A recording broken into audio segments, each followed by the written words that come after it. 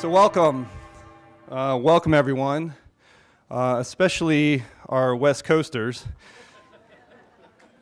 If I'm doing the math right, and I'd like to think that I am, it's 5:30 in the morning your time, so welcome. We appreciate your enthusiasm and excitement, and please do not blame me for the fact that we're going straight until 7 p.m. this evening. You can thank Betsy for that. For those of you who don't know, my name is David Ellis, and I'm the Executive Director of the National Foreign Language Center. And I'd like to welcome all of you to Atlanta, Georgia, and specifically to the Sheraton Atlanta Hotel, who is our gracious host for the next couple of days. I'd like to also welcome and thank our government representatives, both those of whom who could join us this morning, as well as those who, for one reason or another, couldn't join us.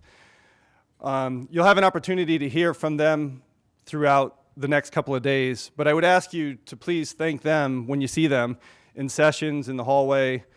Thank them for everything that they do. Without their collective vision, encouragement, support, and frankly, most of all, money, none of this would be possible. But in all seriousness, they've been a tremendous supporter and advocate for world languages and for world language learning and education in the United States. For a long time, but particularly over the last 10 years. So please do take a moment to thank them when you have an opportunity. So, 10 years. 10 years.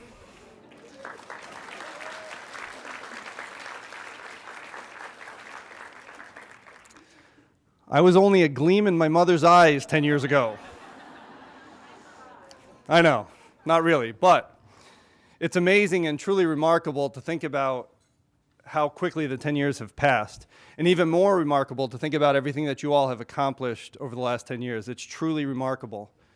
Thousands of programs, tens of thousands of students and teacher participants. It's just absolutely remarkable, and it's all because of you. Our team leaders, our program directors, lead instructors, program instructors, our NFLC, STARTALK Central staff, the government. Without all of you, the linchpins to this amazing program, none of it would be possible. So 10 years, it's a time to reflect and a time to celebrate all of the time and energy and passion that you've poured into STARTALK day in and day out, month after month, year after year. Just out of curiosity, how many folks, by show of hands, have been involved with STARTALK from the beginning in some form or fashion over 10 years? Incredible. How about 5 years or more?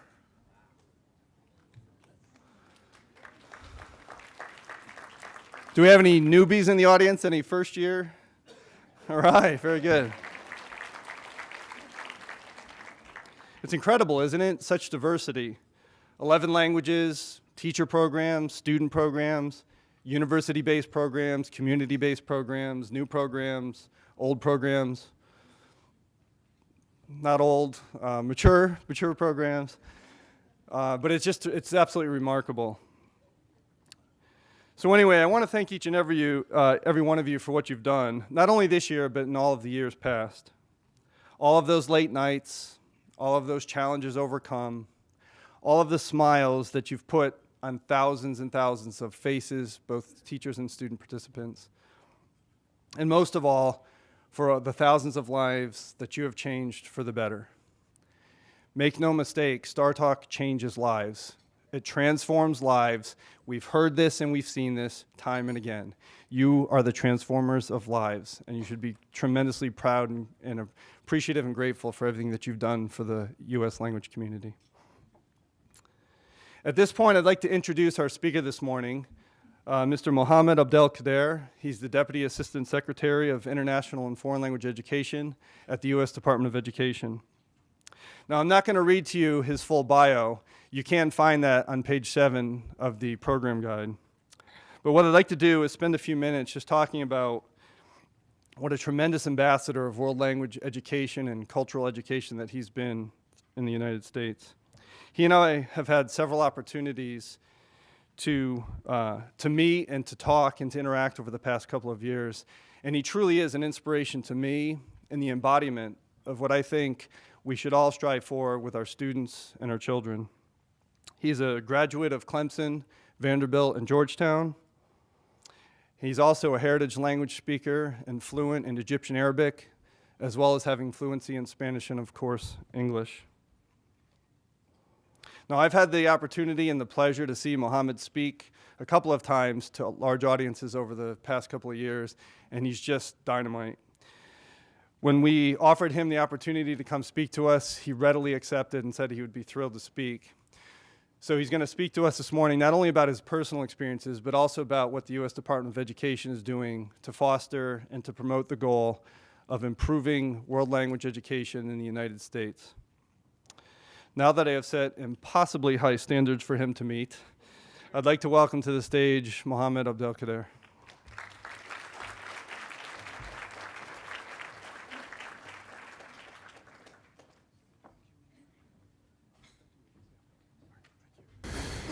Thank you so much, Dave, for, oh wow, that's loud. Thank you for that very kind introduction. Can you guys hear me? Is the mic okay? All right, good. Thank you for that really kind introduction, Dave. And I have to say, you guys are very, very lucky to have such a champion in Dave Ellis and the whole STARTALK team. Those who know me know that I usually will start off with a word of gratitude.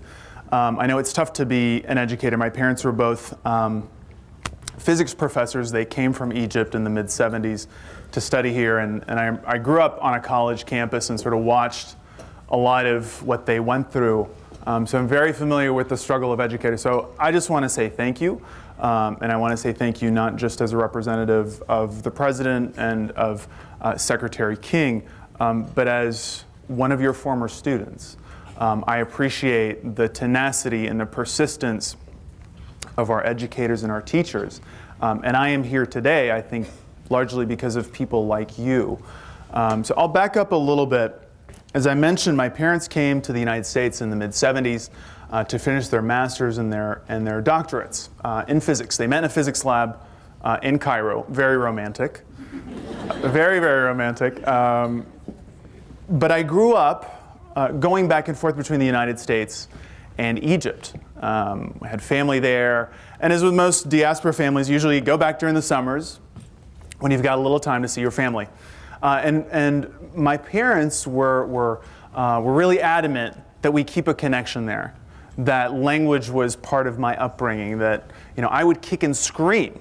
I was kicking and screaming, well, Mom, why are we speaking Arabic at home? Why can't you speak English like the other parents? But they continued to speak to me in Arabic and would not let up. Fast forward a couple of years later, I'm very, very, very fortunate and thankful that they were persistent, because those skills have been, one, personally very enriching for me. They've enabled me to travel around the world and communicate with people and get out of some kind of crazy situations when I was a college student and wandering around the markets of Cairo. Something that I probably never would have thought that I was doing when I was really young, but as an adult, I'm able to navigate those environments. And I'm very thankful to my parents for emphasizing those skills. As a professional, I've spent a lot of time in the region, in the Middle East, doing business. And those language and cultural skills have come in so handy and have translated for me into some a little bit of success. So for those of you who are working with students, and you find sometimes those students are questioning the value of, oh, why do we have to study this? Why can't I learn to code? Well, coding's important too, but so are languages, and so are, and understanding the world is also incredibly critical in this day and age. So as I mentioned, I spent a lot of my childhood going back and forth between the US and Egypt. And I remember, every time I was in Cairo, my cousins, when we were out on the street playing soccer, would ask, well, have you met Michael Jackson? Have you met Sylvester Stallone? And I often I found myself in a situation where I was regularly explaining what was happening on the other side of the pond.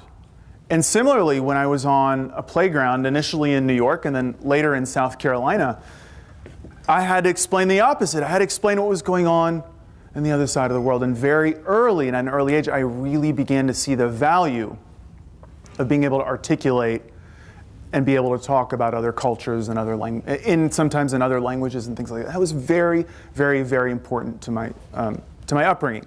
Now, when I got to college, at Clemson University, right up the street, about 2 hours, I began to see the role of an institution and how a university in a state that wasn't very affluent like South Carolina could really play a role in the economic development of the state. I was really excited about that idea, and I was trying to figure out what I was going to do with my life. That was something that was very attractive. But what I also saw, again, growing up as Arab and Muslim in the Southeast, where there weren't a lot of us, quite frank, began to see some of my peers, who in some cases had never left a 1 or 2 hour radius of where they grew up. But suddenly these kids, when they came to a university campus, and they had the opportunity to learn a language, and that language gave them the confidence to hop on a plane during the summer and go abroad. And the type of transformation that happened in that experience that they had abroad was remarkable, because when they came back to Clemson, South Carolina, and I would see them in the fall, there was a transformation that was very visible to me at a very young age. I could see that sometimes when I came back from my trips overseas, I felt like there was just something that I'd experienced that I couldn't explain. There was a cultural richness that a lot of my peers just didn't see and had not experienced. But I thought it was magical to see how a university like Clemson, through a study abroad experience that was tied into languages, that was tied into the coursework, when a student went abroad and they came back, they just had something special. They had an additional perspective. So fast forward a couple years later, graduation came around, and I was really thinking, what am I going to do with myself? And I had an opportunity to go work in the national security arena in Washington, D.C. And I also, as most political science majors, thought about law school until I saw a constitutional law book, and I decided I was going to rule that out. Sorry for any lawyers in the room. And I really thought long and hard about my career. I was very interested in international affairs.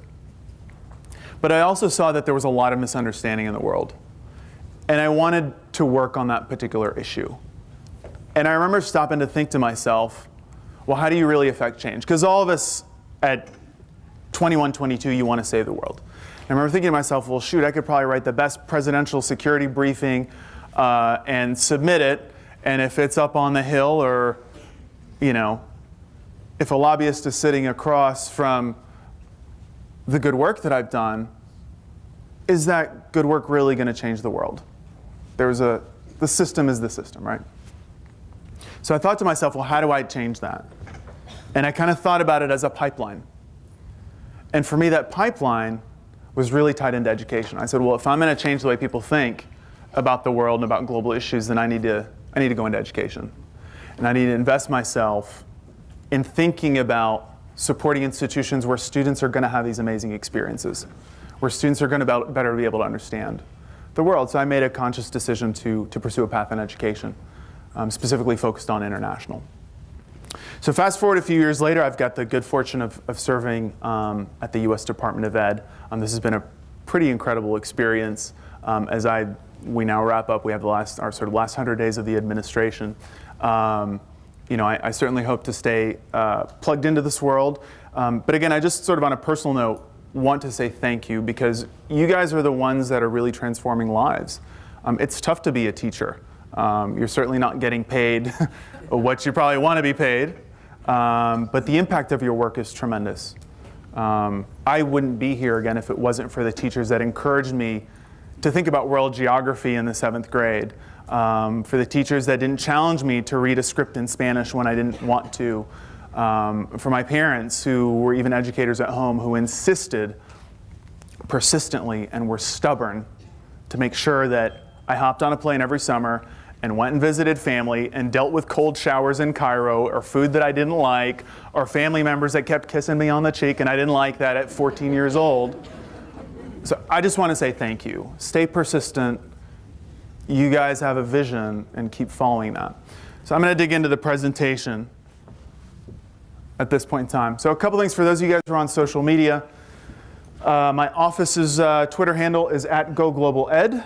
So if you're on Twitter, follow us. We push out a lot of great information, a lot of great news articles, some about language learning. some about study abroad, some about international education in general, and then just general updates. Grant competitions, not just from the Department of Ed, but from other agencies as well. So certainly follow us at @GoGlobalEd. USEdGov is the department's Twitter feed, and then the last one is mine. And I also will regularly comment on stuff. So let's move ahead. Whoop. Sorry. So I'm going to tell you a little bit about IFLE'S programs, just in case you don't know. I never assume that everybody in the room is aware of the program. So I have the oversight for the Title VI and Fulbright-HAYS programs. Who in the room is familiar with Title VI? Okay, a few hands. So essentially, if you think, some people say, well, how are you guys different from the State Department? A lot of people, I think, are familiar with Fulbright at the State Department. My colleagues at State do some wonderful, wonderful work.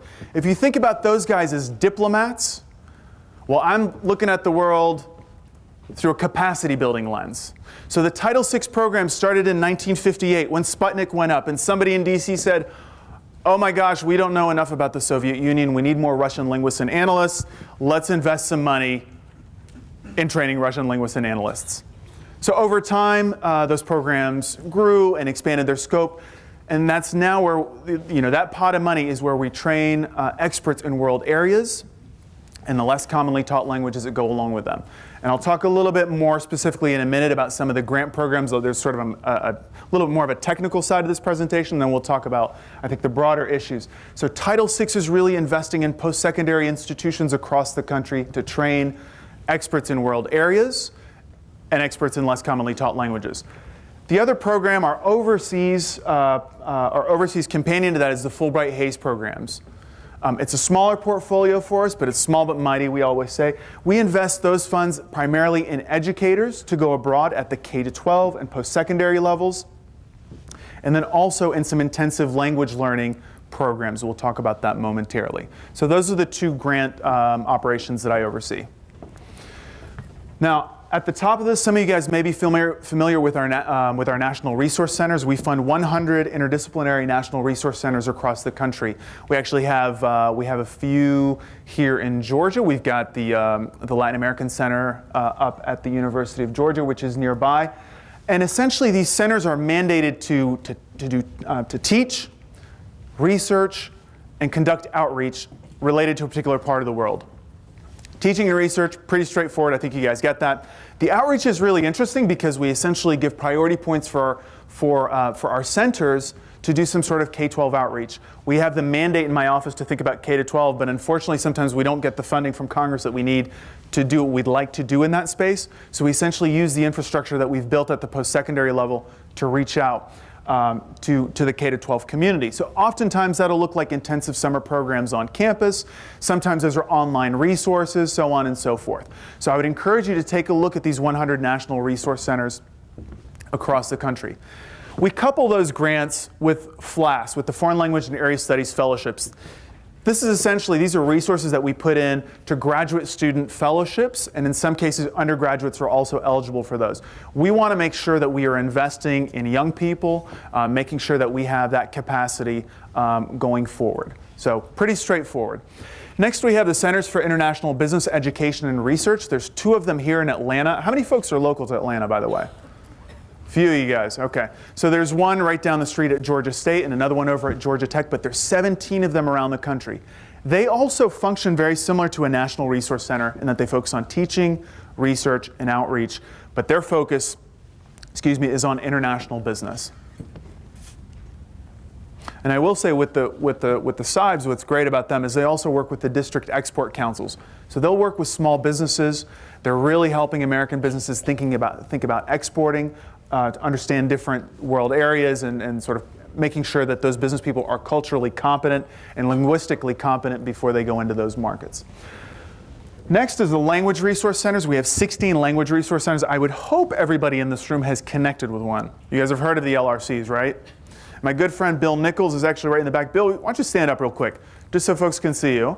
Bill's going to get mobbed after this meeting. So Bill actually is the chair of the language department here at Georgia State and the director of their language resource center. If you guys do have any questions, I would really urge you to connect with Bill or one of his colleagues. I know he's got to run to a 10 o'clock meeting, but Bill, I hope you brought enough cards.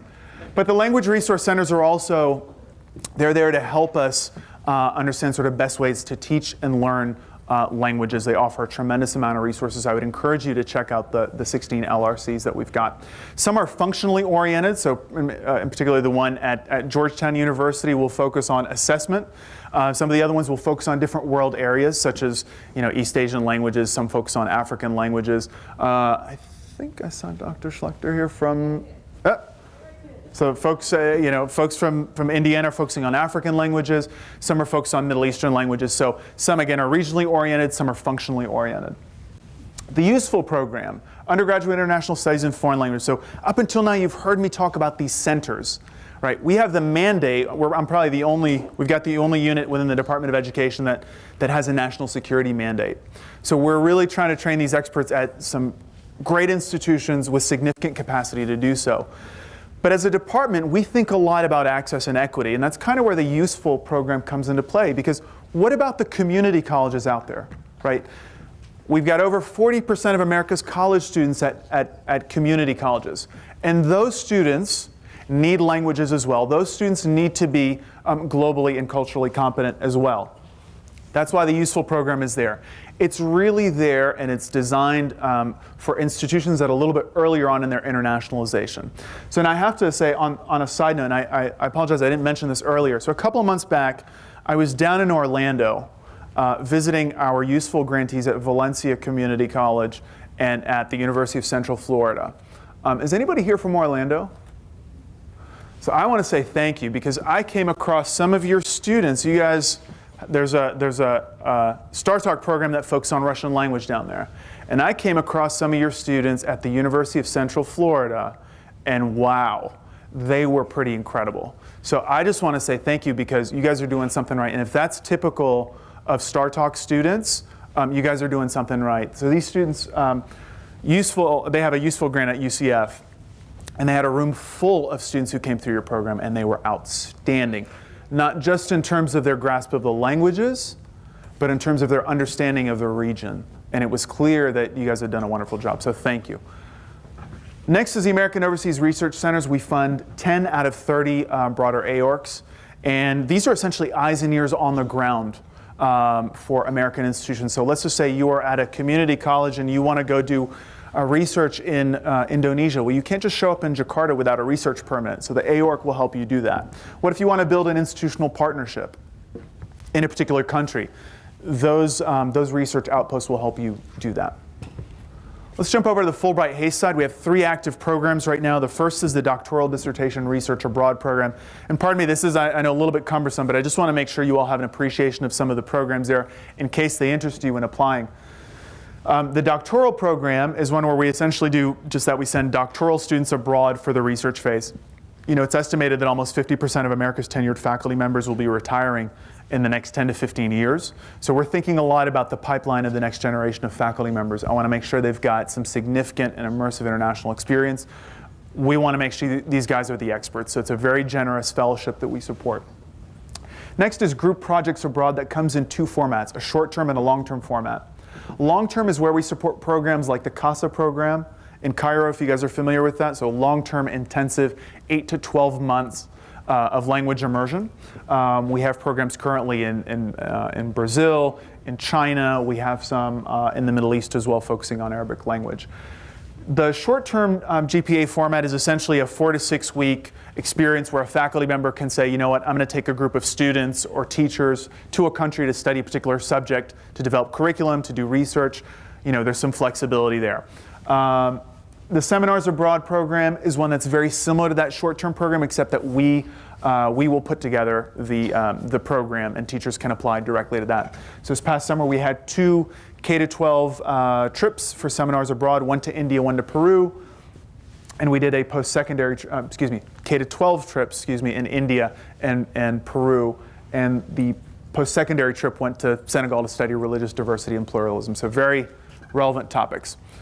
I want to talk a little bit about our competitive preference priorities. So as you know, we give out our grant dollars through a competition. And we recognize that a lot of our grant dollars were going to the same grantees and same institutions. And as we think about broadening access, we have started giving priority to those institutions that are either community colleges, MSIs, or our teacher prep programs. Now for our institutions like Georgia State or Georgia Tech, some of your bigger, more established institutions, we want to make sure that we still have sort of the ability to train experts, but we want to make sure to expand sort of their reach a little bit. So they are also given priority in terms of partnerships. So if you guys want, we can talk a little bit more about that later. Now let's move on. Just so you can see that there are some significant resources available for you all as teachers. These are just some to point out. Obviously the LRCs I mentioned earlier, the NRCs. Actually this particular platform up on the left is called the Orias platform at UC Berkeley. It's a listing of all of the NRCs and a lot of the resources, so I would definitely check you out. And we can make this PowerPoint deck available for folks later so you don't have to scurry and take notes. Now let's keep going. So we all get why languages are important, but why don't the others see it like we do, right? We've drank the Kool-Aid, we get it, but sometimes other folks just don't get it. I would kind of challenge folks to think about this. Since the financial crisis, students, parents, administrators are a lot more critical of the time and the money that we spent on everything. Since the financial crisis, everybody's asking about the ROI. I always challenge folks in the language community to think about this, though. And being the son of two academics, I think I can say this. Because I often saw my folks getting really, really focused on physics, on the science. And I think similarly in the language community, I challenge folks to say, look, are we just talking about the languages? Are we talking about our research? Are we in our bubble? And I really want you guys to think about this. This is certainly the case, I think, in the post-secondary world. Or are we talking about them, are we talking about these languages as part of the solution to global issues? Are we making it tangible? Right, so what is the message that students need to hear? Because ultimately, even for those of you who are educators, we have to think about the economics of the world that we operate in. We have to think about it at the post-secondary level. We have to think about students in seats. We have to think about it in high schools. We have to think about it in middle schools, because that's what drives investment into our programs. Right? We're very passionate about this, so we can't ignore this calculus. So what message do the students need to hear? I want to share a story with you about an experience I had a couple years ago in my last job. I was at Georgetown University, and I was tasked with going out to raise some money for a new master's program that the dean at the time had wanted to start. It was called Global Human Development. It was essentially training practitioners to go work places like Save the Children and USAID. And I had responsibility over a portfolio of donors in New York City, primarily on Wall Street. They've got the money, so that's where you got to go. You got to go where the money is. And I remember meeting with the person who was in charge of our New York office and pitching this program and saying, hey, listen, I'm going to need to go out and we're going to need to do some intense meetings. I need to rally the whole team to raise money for this master's program that's going to train development practitioners. And she said, that's never going to fly in New York. That's never going to fly in New York. These bankers are never going to listen to you. She essentially kind of characterized it as Birkenstocks and granola. I disagree with that.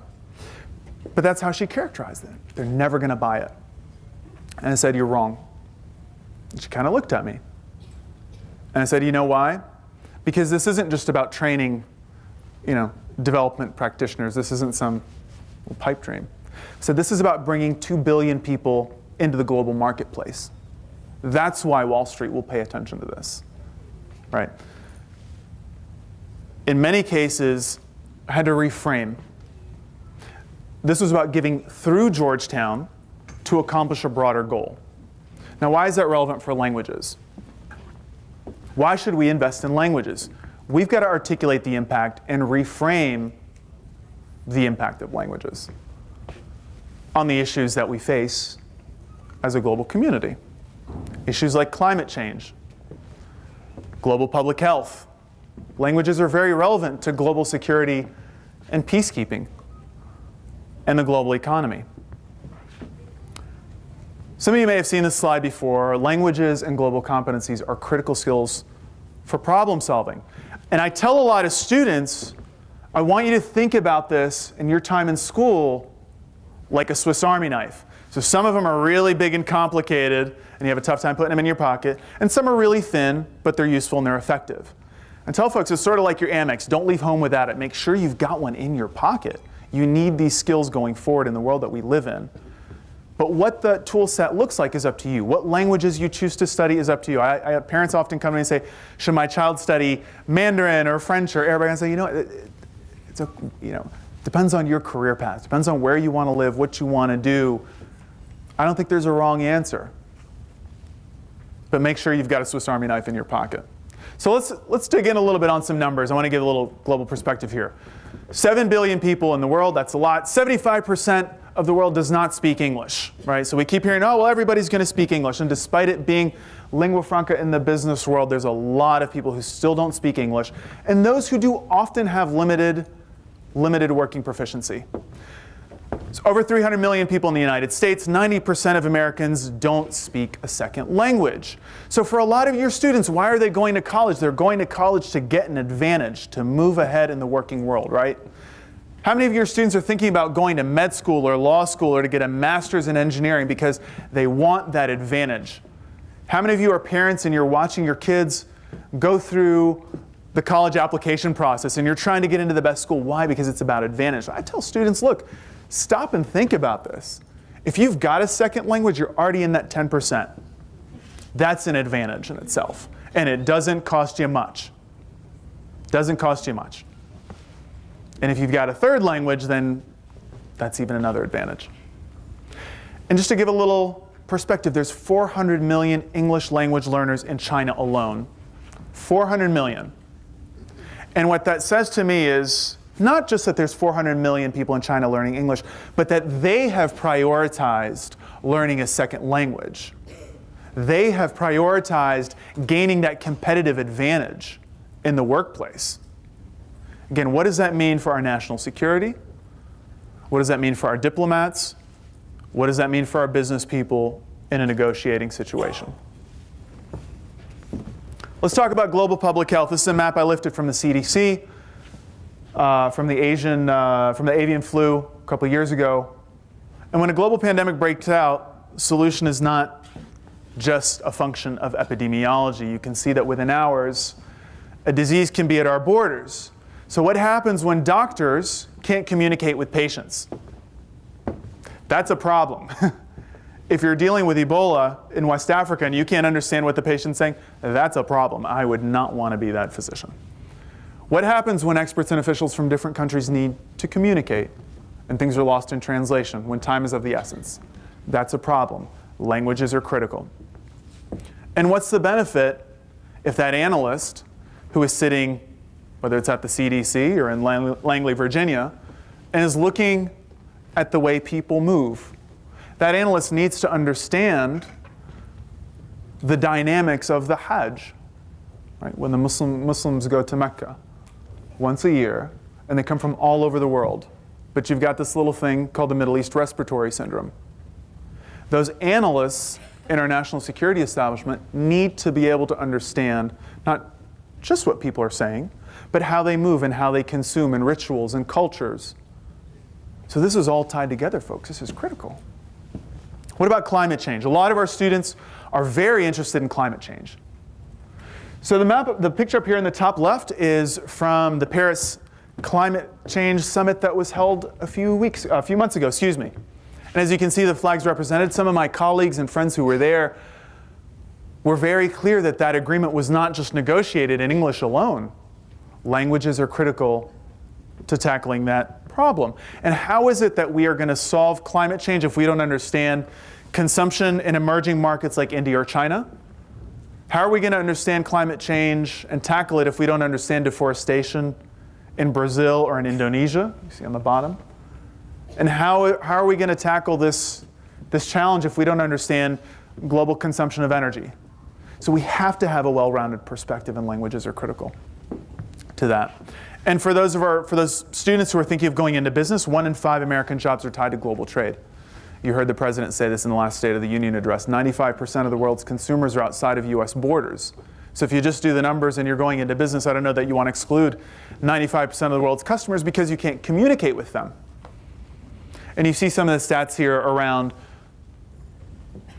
the talent that American companies want to hire, and the emphasis that they place on employees who can work effectively with multilingual clientele and clients of different cultures and in different markets. So these skills are tangible. They're very, very tangible, and they're very important. Let's keep going. I challenge students to think about this. What skills are required to work at these places? In some cases, technical skills to get yourself in the door. And it is very true. My friend Bill Rivers will say it is absolutely true that right off the bat, the engineers are being paid a little bit more out of college. But oftentimes, it's the students with the liberal arts degrees. It's the students with the languages. It's the students who can communicate and make a deal. They're the ones who are advancing. They're the ones who are making more on the long run. So just some perspective on that. So what skills are required to advance at these organizations? And what I often tell our young people is, if you think about this, as you move up in an organization, whether you're on Wall Street and you're a CEO, or whether you're at an embassy, or you're in a government agency, as you move up, your responsibility to an organization becomes more about discerning risk and understanding ambiguity. Do you go into a market with a new product, and what's the risk?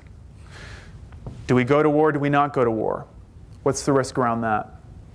And I often tell folks, for some of you who've been following the debate around, for example, area studies, a lot of people say, well, are area studies relevant? Absolutely they are relevant. Absolutely they're relevant.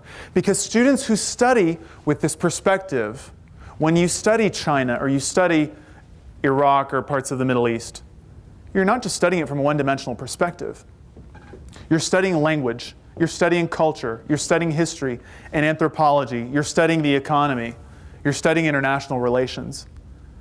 And for those analysts who move up to be managers, or they move up to maybe be generals, or they move up to be ambassadors, or move up to be CEOs, having that well-rounded perspectives gives you the ability to understand risk in a very different way, in a way that's very valuable to the government, very valuable to companies, and that's something to factor into our career planning. So every issue requires an understanding of the global and the local contexts, and the connections, and the ability to communicate effectively. And that's where language comes into play. Even here at home, because we see a lot of our students who are probably not going to leave a 2-hour radius of where they grew up. My 20-year high school reunion is next weekend. I'm going home to Clemson, South Carolina, and a lot of my classmates haven't left, and that's okay. But I would still argue that they need these skills. Because for the first time ever, you can see the stat, 2014, public school enrollment in the United States, 50.3% of the total student population was minority students. So our classrooms look different. What does that mean for the way we train teachers? What does that mean for their learning environment for our students, for the way students learn? It's changed. And we have to factor that in to how we communicate, and how we communicate with their parents, and how we accommodate, and how districts have that calculation into their planning. So building diversity is one thing, pluralism is another. Diversity, in some cases, is about numbers. But pluralism is about how those individuals interact with one another and understand one another and bridge those gaps. Language is a part of that. If you're going to go into the healthcare world and you don't plan on leaving Greenville, South Carolina, that's totally cool. But you're probably dealing with patients from different parts of the world, with different language needs, different cultural and religious norms. And maybe you're thinking about bugs from all over the world, and you need to understand those world areas as well and what's going on there. If you're going into the business world and you're going to be an entrepreneur at home and you're not going to leave, that's okay too, but you still have to have these skills. Because you've probably got to think about currency fluctuations, you have to think about competition, you've got to think about global trade, that's just part of the calculus. And you're probably hiring a more diverse workforce. And as a manager, your inability to accommodate that diverse workforce has a direct impact on the success of your business. So that's important too. There's been a lot of talk recently about the importance of STEM education, and we've seen a rise in coding, and I think that's great. It's important for our students to have those skills. I want to talk about this little startup. You guys have heard of this startup, right? Started in a dorm room in Cambridge, Massachusetts. And I think a lot of, I see it with some of my friends who have kids. You know, they want their kid to be the next Mark Zuckerberg or, you know, Steve Jobs or whoever. I think ultimately they just want their kids to pay their own college tuition bills and move out of the house at some point. But let's talk about this little startup, because I think it's an interesting example. This little dorm room startup has 1.6 billion active monthly users. This was as of March or February of this year. Almost 84% of those users are outside of the United States and Canada. Okay. 14 domestic offices, 36 international offices. How many people live in China? 1.3 billion. So if Facebook was a country, it would be the largest country in the world. Little perspective for you. You guys know who this guy is up in the top left corner, right? Right. So what does Mark think about? Right. This guy who, again, is thinking so much about coding and is thinking about this technical skill and the importance of it to the vitality of his business. But what does he have to think about? He's got to think about his users' languages. Again, 84% of his usership is outside of the US and Canada. Censorship issues, he has to understand that local context. Holidays, right? He's got to understand how to pay his employees in other parts of the world, so he has to understand currency. Refugees, global issues. We've seen Facebook step into this arena now where if an earthquake happens in a certain part of the world, you can check in on Facebook. They're starting to think a little bit more about refugees. We're seeing a lot of the tech companies try to address some of these challenges. Compliance with local laws, emerging market strategy, because at the end of the day, Facebook is a business, and Facebook wants to get everybody using their very addictive product on that very addictive cell phone. And they want folks to do that all over the world, to get connected. But Facebook executives have to be knowledgeable about geography. Because if we can't get the cell phone towers in and there's no cell phone reception, then how are folks going to use smartphones and how are they going to get on that product? So again, geography is important, language is important, and knowledge of the world is important, even in such a tech-heavy space. I often tell folks, technology doesn't see borders. And we've seen the rise of the technological age now. So why should our education have borders around it? Our young people need to be able to communicate across those borders. Let's talk about opportunity and access for a moment, because as the Federal Department of Education, we spend a lot of time thinking about these issues. This is something that you know, I'm a bit concerned about, and we see these headlines, I think, all too often where high school social studies classes and middle school social studies classes are often being cut.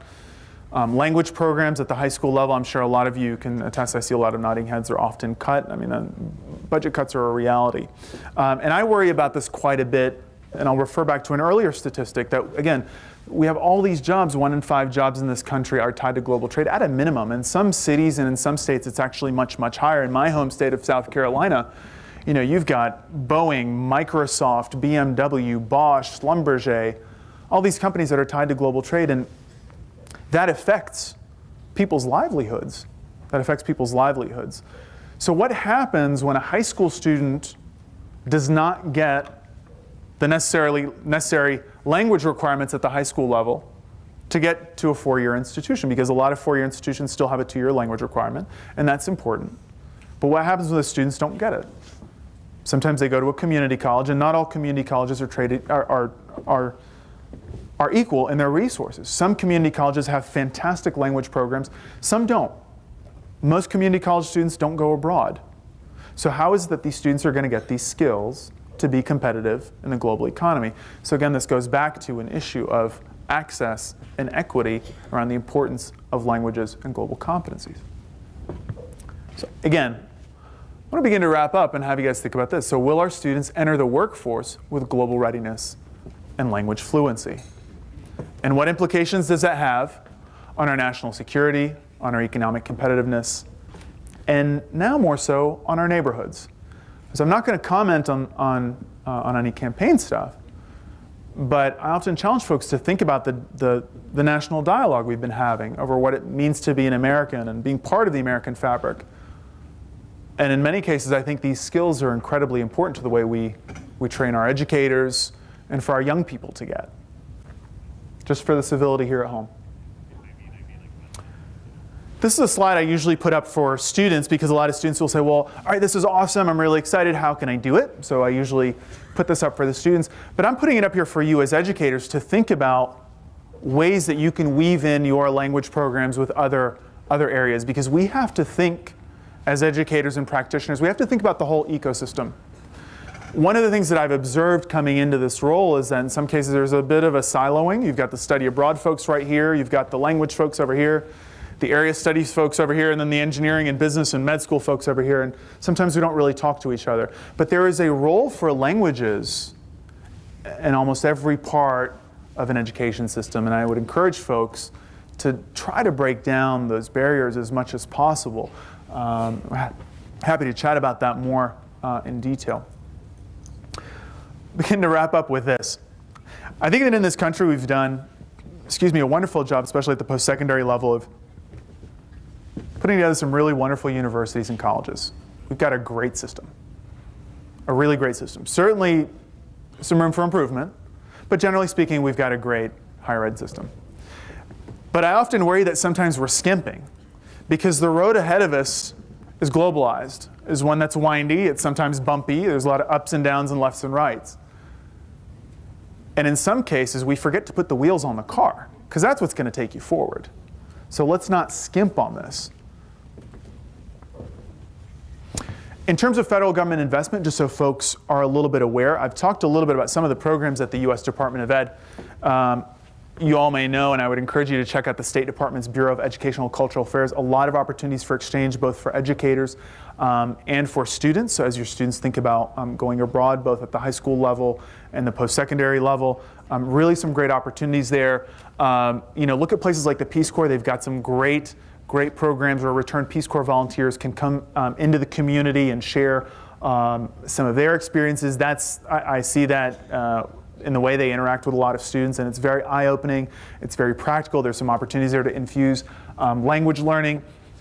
USAID does some institutional grants, as well as the Department of Agriculture, and then obviously the Department of Defense. You guys are familiar with the funding opportunities there. So I ask you all to keep in touch.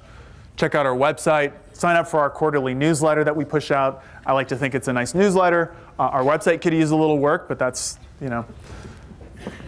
beyond my pay grade. Follow us on Twitter if you can. We're always pushing out good news, and we'd always love to interact with you and keep in touch.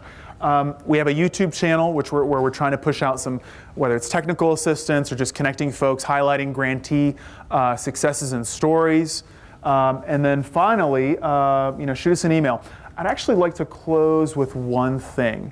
So I had a breakfast with a colleague a little bit earlier, and I was thinking about this notion. I think we're okay on time. I was thinking about this idea of how do we connect languages kind of across the curriculum in it. And one of the programs that pops up in my head that has been particularly successful is at the Kelley School of Business at Indiana.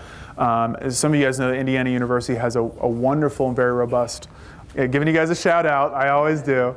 They have a very robust language learning program, as many of our institutions do. And again, I mentioned all of our institutions are open to doing teacher outreach, and they are resources for you all to use. But they've done a particularly good job at the business school of pulling together this program called Businesses Global, and I'll show you a little promo video that they've done. When I think about this particular program, what's special about it is that in some cases, I find that some language faculty members are very much classists. They're like, no, I don't want to talk to the business people. I want to preserve, what I'm doing, and they're very hung up on it. And that's great. You can be that way at the faculty senate, or you can be that way at, at your departmental meeting. But we really do have to think about reaching students in different ways and think about our pipeline. And I just kind of want to show this video to sort of hail them as an example of I think what some really kind of creative leadership can look like around some cool program design. It's an outreach program for students who are in rural Indiana to come to IU for a 3-week intensive where they spend a week learning the language, a week learning about international business in a particular country, and then the final week is they're putting it all together. So they're actually doing like case studies on different parts of the world, incorporating language, incorporating culture. I think it's a really special program because a lot of these kids have never left rural Indiana, and it's a very eye-opening experience for them. I can't wait to see what these kids end up doing. So let me show you this real quick, and then we could take a few questions on the back end. You get so much out of this program. You get introduced to 3 different cultures. You get to learn the basics in business. You get to meet all these amazing professors, and you get to experience IU.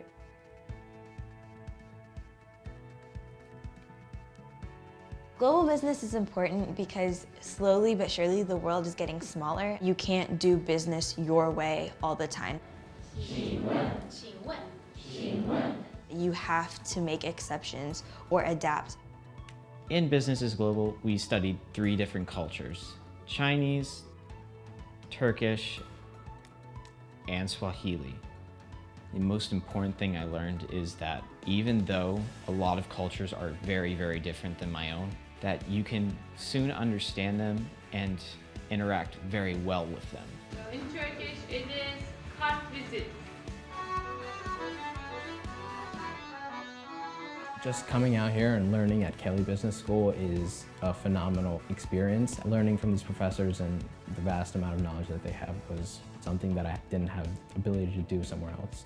The college professors, they actually walked around, interacted with the students. We were a little bit more one-on-one, but yet we were in a full classroom. I was worried that I wouldn't kind of fit in or be able to comprehend what was going on just because I don't have a business background at all.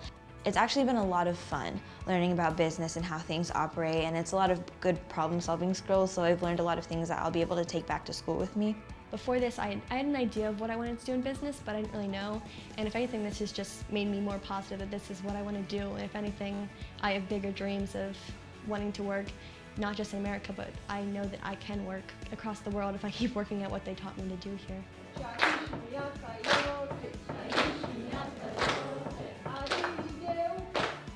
If anyone's interested in the business field, or even just someone who wants to get a feel of how it is with college life, definitely come to the program. It was nice getting to know what college was like. It's made me a lot calmer just about going to college and living on my own, just because I know what to expect. I would have never put myself in a position where I would have to talk to people I didn't know. I was always really shy.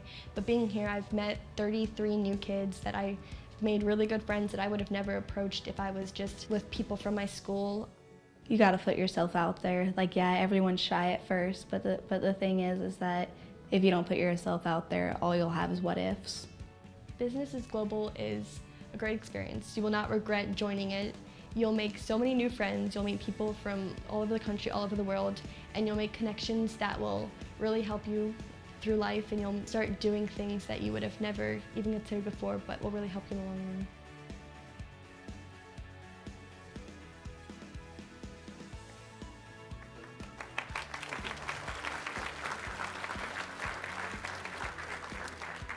So again, these types of programs are all over the country. I would encourage you to reach out, make those connections, break down those silos. You know, I'll say this in closing, you know, you all are here because you're leaders, and leadership isn't just about coming to a conference once a year. It isn't just about, you know, I tell our student leaders, not just about having a nice dinner with the university president or being able to attend a fancy function. It's really about pushing when the going gets tough. And I know sometimes it's tough out there for language teachers, but again, I want you all to know that I am here because of your work and because of your efforts. So keep doing it. It's important. It's transformative in the lives, for the lives of our students, and it's very, very, very important for the country. These are very worthwhile investments. So, so David, thank you for for your work and your team's work, and thank you all for the work that you do. Thank you.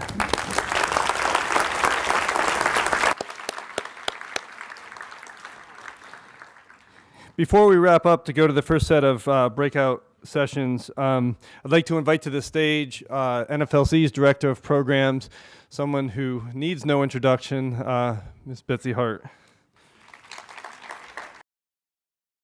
Wow, was that not fantastic?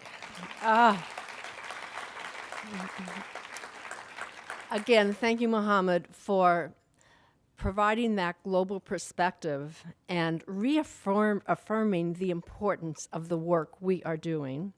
And I am so proud to be here with the STARTALK family and know that the many long hours, 20-hour days that we all spend in the summer is a big part of the solution. And as we go forward, it's so good to know that STARTALK is meeting the demand, generating that interest in the students who are going to go on into all of these areas of critical importance, and we're transforming the teachers to take our students there. So thank you again for giving us such a good kickoff to our 10-year celebration conference.